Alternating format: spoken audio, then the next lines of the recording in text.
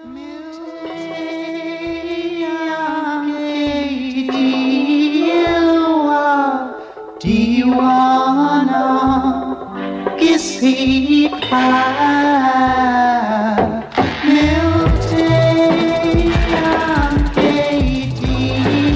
right, we're back up here in the co-op. We have very special guests with us this week. We have Mr. Anthony Johnson. He is the author of New Approach Oregon, the bill that will legalize recreational marijuana here in Oregon. Anthony, can you hear me? I hear you. Thanks for having me on. Oh, yeah. Thank you for coming on. And let me just start by saying congratulations for getting it done. You got all the signatures you needed. You and your organization got it up and running. And we are definitely going to be voting this November to legalize marijuana here in Oregon, right? We are. We turned in more than the 87,213 signatures. We have not been given our ballot measure number yet, but it looks like we're going to be ballot measure 91, and we are very excited of giving Oregon voters the opportunity to regulate and legalize marijuana this November. Right on. So, I mean, when did this hit? It was just last week. Was it Tuesday or Wednesday that you got the information that it was going to make the ballot? Yeah, it was last Tuesday, the 22nd, just under a week ago, when we finally got word. It's very, exciting time for sure to have more than, 145,000 signatures that we collected in less than 3 months. And it's just very exciting to have a lot of support from across the state. And we are excited about fighting for every vote across the state. We plan on adding about 100,000 voters or so to the voting rolls. Wow. And raising enough money to take the message to all corners of Oregon, let everybody know that we are on the ballot and that it is time to regulate, legalize, and tax marijuana like beer and wine. It's time to stop treating it like a crime. It's time to stop wasting resources, and it's time to put Oregonians to work. Right on. Now, how exactly were signatures collected for this initiative? Were they people in the streets and asking for for signatures and explaining it to people, or were a lot of them contributed online, or how did that work? We definitely had more people signing, downloading the form online, but a vast majority were out and about in the streets for sure. So it's from the post office, grocery store, farmer's market, stuff like that, going out, meeting people, and, spreading the word that it's a time to end marijuana prohibition. So, yeah, just the general population, and you got that much support for it. That's awesome, man. So what's your life been like since last Tuesday or Wednesday when that came through? I mean, you've probably been super busy, right?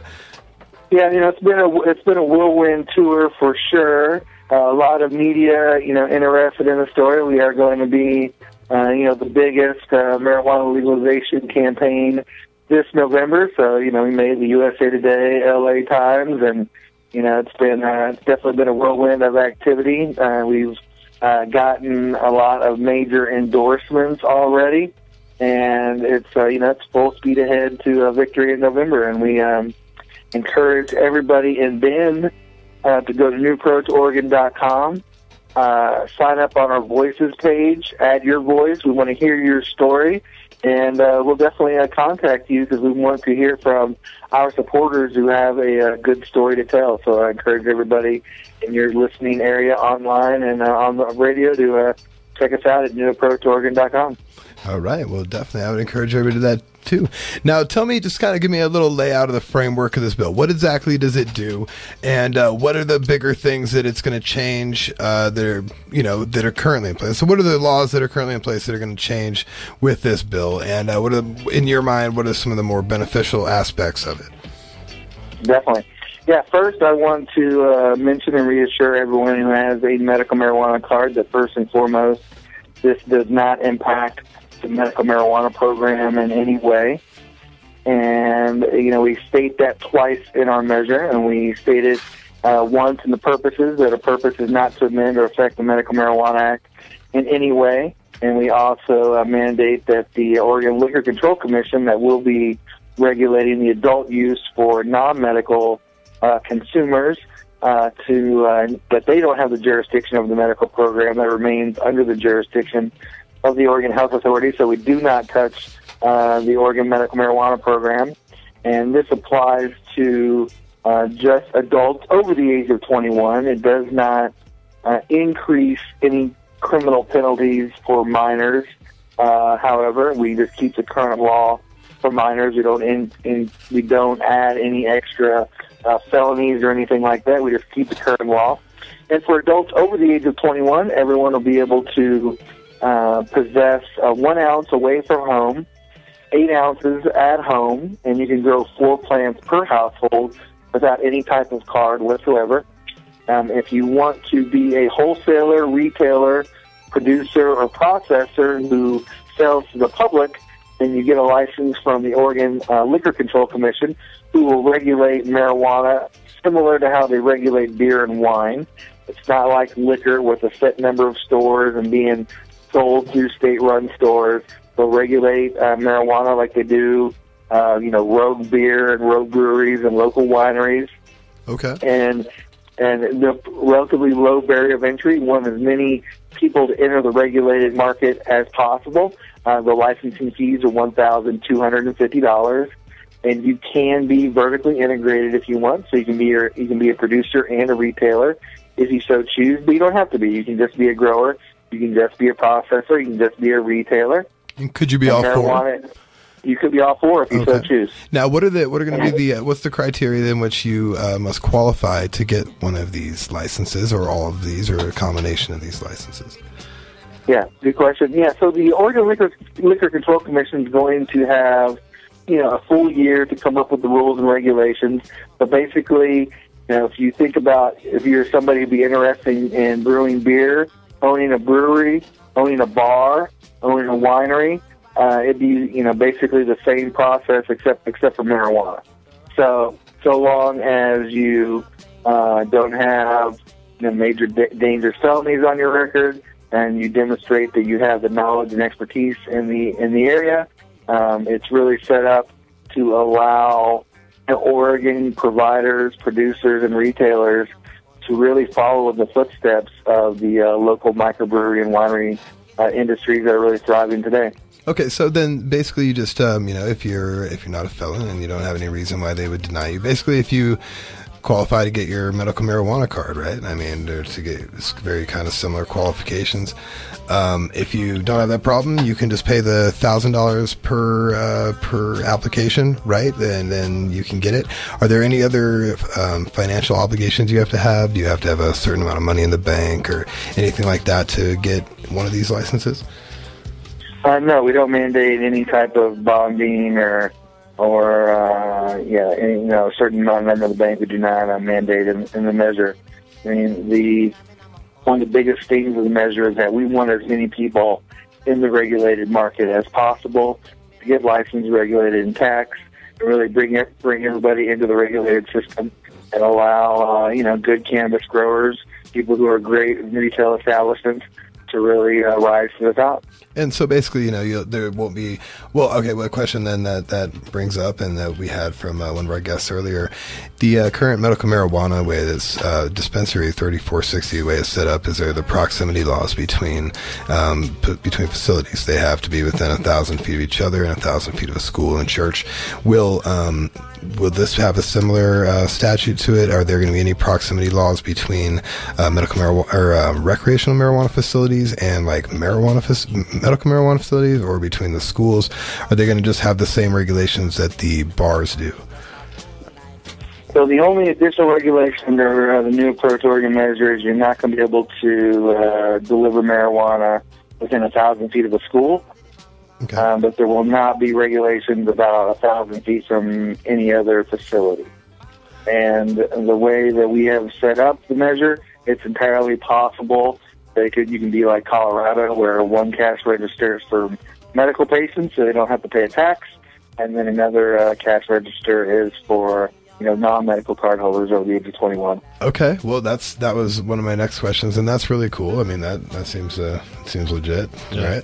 Right? Okay, well let me see. I've read the bill, and the bill itself, I mean, I can understand it going through it. There weren't any things that I had to read over and over in it. It's all pretty well written and pretty easy for anybody to understand. Where do people go to read it themselves? Yeah, you go to newapproachoregon.com. click on the initiative, and then to the right-hand side, it just says we have a PDF file. It says read the initiative. I encourage everyone to go to newapproachoregon.com, read the initiative, read about it, and I think anybody that supports legalization of marijuana can really agree that this is a great step in the right direction, and it's a great policy for really the entire state, and it will help out really, literally millions of people with the added revenue and the jobs we'll create, and, we'll fund education, public safety, mental health, and substance abuse treatment programs, and really my hope is we bring in more money to the state. We can get to work on reducing the fees that patients have to pay as well. So I really think in the end this is going to be good for patients, good for organ growers, good for the retail establishments, and good for the state. So go to newapproachoregon.com, read the measure. If you are able, please donate. Sign up on our Voices page, spread the word, and I encourage everybody to read it. If you ever have any questions, I'm Anthony Johnson on Facebook. If you're on Facebook, you can also email me at anthony@newapproachoregon.com, and I never hesitate to answer any questions or address people's concerns about the measure. Right on. Well, we do have a couple more questions for you if you've got time. Sure. I was looking here now. So, say somebody is taking advantage of their ability to do their homegrown garden, and then they have it. What are the rules for exchanging that from person to person? Are there rules in this bill that govern that? So you're able to share under an ounce. You can share freely if it's for no consideration. Okay, well, cool. And then, all right, so then the next thing that people keep asking me about is what's the deal with extracts? I know that the bill definitely makes a distinction between the buds and the extracts, which are, taken from some kind of solvent extracted method using propane, CO2, butane, hexane, ether, you name it, what we commonly refer to as wax or shatter. How will this legalization bill treat the marijuana extract? So, so concentrates using a solvent. If you're a non-medical marijuana card holder, you'll have to get a processor license to legally be able to make it. Butane, especially propane, just things that can be flammable, dangerous. Really those need to be done by professionals that know what they're doing. It doesn't affect the medical program, but if you want to if you don't have a medical card and you want to utilize extracts or make extracts, then you will need to get a processor license. And okay, so say you wanted to do that. Now, do you have any idea at this point what kind of the process for that will be? I mean, what are they going to ask you? I mean, you have to maybe prove your experience in making oils or something like that. Will there be people that are qualified and disqualified from being a oil producer? And do you have any idea what the criteria would be that would determine that?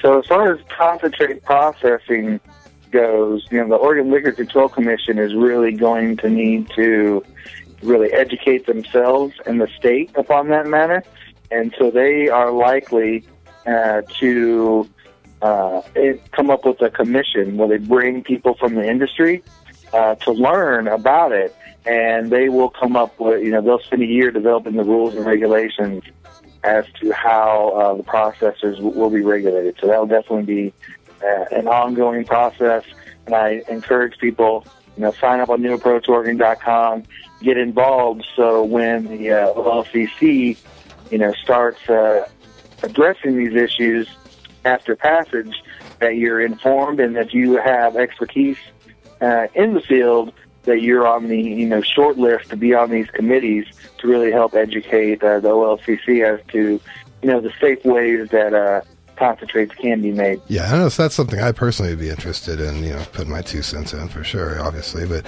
okay, moving on to the next thing. One of the things outlined in here is one of the definitions is the marijuana wholesaler, which I hear says means a person who purchases marijuana items in this state for resale to a person in another state.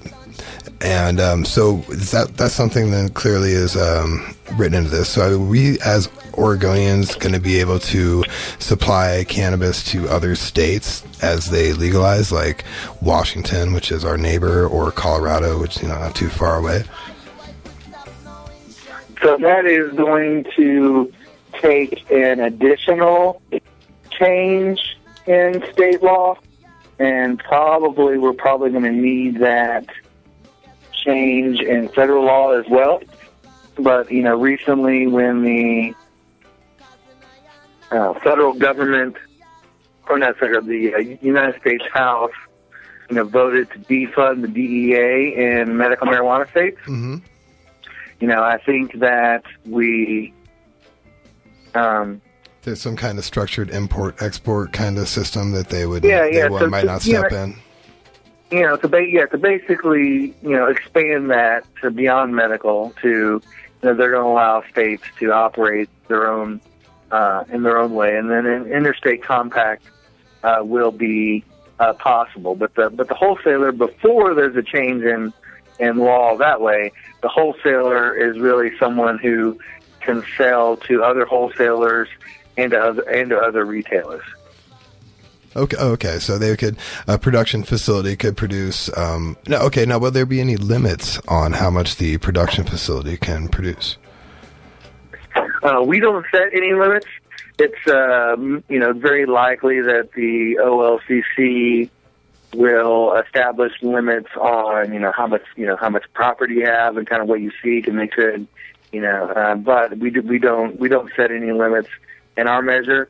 There's not that back to the OLCC. Additionally, larger plant numbers are going to allow people to have economies of scale, bring the price down for the consumer, really be able to compete with the black market despite having more rules and regulations to comply with. So right. Now I know we do. Oh, go ahead. I was going to say, so we do not set the limits in our measure. So plant limits, the same thing. Now I know that in like place like Arizona with their medical, they have to kind of tag all their plants with barcodes, and that way the state can come at any time and tag it and be like, okay, this one's been documented. Is there going to be a documentation system like that implemented by the OLCC to keep track of all the individual plants that are grown in these production facilities? So the OLCC is going to be tasked with doing audits and inspections, and so they will develop a program how to, manage the production. As far as tagging every single one, we definitely don't include that in the measure. It's not in there. But that'll be, how exactly the OLCC is going to track an audit will be part of the rulemaking process. Okay, and then so basically it'll be the responsibility of the producer to basically report his production every month on the 20th of the month or something like that. Is that correct? Right? The producer's going to need to report, and if you're somebody who has approval to grow, let's just say like 100 plants, and you're not really reporting that you're selling anything, then the OLCC is definitely going to think something's fishy. So it's important to keep your books in order. Yeah. And one thing I do want to mention, as we work to improve federal law, and I think it'll happen soon, where federal law, tax law gets changed to where marijuana growers and producers, providers, processors will be able to deduct, the normal customary costs of doing business, the same as any other business can under the federal taxes. The new approach Oregon measure does change state law, so we explicitly make it legal under state law, under state taxes, to get the normal customary costs of deductions that any other business does. Right. So, I guess in terms of finances on the grower's side or whatever, and the OLCC is going to have a lot of powers, and one of their functions is to regulate the purchase, sale, production, processing, transportation, and delivery of marijuana items in accordance with the provisions in this act. Will they be in charge of setting prices? No, they will not. They will not be charged of setting prices. This is the same way that they regulate, beer and wine. Just as they don't tell, Rogue or Ninkasi or McMinimums what they need to charge for their IPA or lager or whatever. They're not going to be mandating the price on cannabis. So basically, they just set itemized, basically tax fees for per items or per ounce or per plant or something like that? Is it more of that kind of structure? Incorrect. I mean, we tax based upon weight and per plant. $5 per plant, $35 per ounce of flour, $10 per ounce of leaf. So it comes out to $1.25 per gram of flour. So the OLCC really has no interest in what you sell your flour or plants or leaf for, because it's all about the weight. So the OLCC is going to collect the same tax whether you're selling $12 grams or $6 grams. Okay. Now you mentioned that there's a difference between the flowers and the leaves. What is their purpose in making that distinction? Is it because they know that the leaves are most likely going to be made for or used to kind of make some kind of extract or some sort of edible or some other byproduct, or is it just I'm just curious. What was the thinking behind that? Yeah, really, the thinking of the taxing structure was really a way we could tax the marijuana plant in a way that wasn't overly burdensome and could work for growers, retailers, consumers, bring in enough money for the state, but at the same time don't tax it too high. Right. And taxing on 25% of the sale or taxing at multiple levels. We wanted to stay away from that. And basically, by taxing the leaf as well, when the leaf goes into edibles or concentrates, it's a way to capture that tax revenue. If we didn't tax the leaf, and people may utilize the leaf to make edibles and concentrates, then there'd be this. It would really encourage that market because it would be tax free. Right. So from a grower, from a grower's perspective, I'm sitting here crunching numbers in my head. It's like, so do I trim them tighter and pay the less tax on the leaf and then get less yield on the bud, or do I leave it larfier? You know what I'm saying? So that's the only reason I was asking about that. But I think that's a good idea to do that because and I would say as far as growers and retailers, as in any business, I think you're definitely going to want to include your tax into whoever your consumer is. Okay. So, ultimately the tax is going to get passed along to the consumer. So everybody, the producer is responsible for a tax from the sale from him to the retailer, and then the retailer from him to the consumer. Everybody along that line is going to get taxed. And then at the register, the consumer gets taxed on their purchase, correct? 25%? Well, ultimately the tax of $1.25 per gram, right? Which ultimately that's going to get passed to the consumer. In that a grower, when they sell it to a retailer, you're going to want to include that tax in your sale price. Gotcha. And then the retailer is going to include that tax. So ultimately, the consumer is going to pay it. So if you're a grower who sells it to a retailer, you're going to owe that tax to the OLCC. If you are vertically integrated, so you are a grower and you're a retailer as well. Right. Then you won't actually pay that tax until you sell it to the consumer. I see. All right. Well, that makes sense. That's and now everybody along the line will be operating on a 1099 or something, which would be as an independent contractor, or is it how would those taxes be paid? So, as far as the how you tax, your employees or your independent contractors, you're going to definitely want to consult with, tax attorney and accountants to figure out what works best for your business and, how you set it up. There'll definitely be plenty of ways to set up your, corporation, LLC, however, but, I think you're going to want to. It's a bigger answer than what we can put together on the radio here right now, basically. Yeah. So that's the one process. Talk to the tax attorney accountant.